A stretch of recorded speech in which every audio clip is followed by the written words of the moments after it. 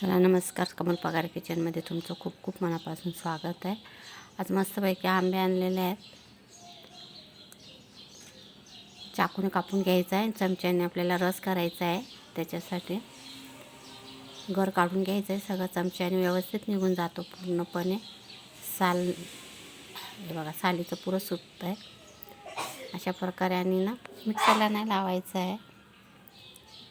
चला आता आपण सगळ्या आंब्यांचं जे आहे ते काढून घ्यायचं आहे। जरा जास्तीच आहे। रस काढून घेतला आणि भरणीत काचेच्या ठेवून दिला का 2-3 दिवस आरामात मुलं खातात। हे बघा, या घोटणीने घोटून घ्यायचं आहे।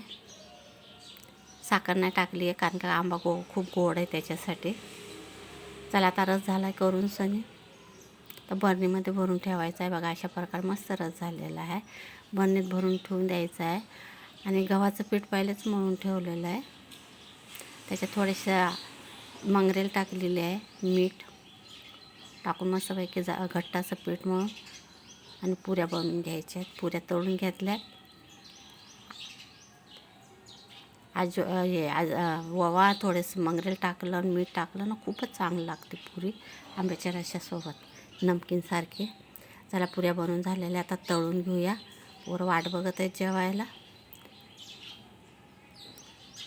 चला आमरस पुरी तयार आहे बघा। व्हिडिओ आवडल्यास लाईक, शेअर आणि सबस्क्राईब जरूर करा।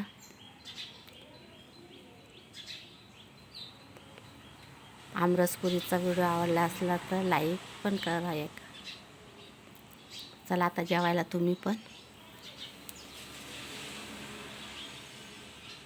Bye bye.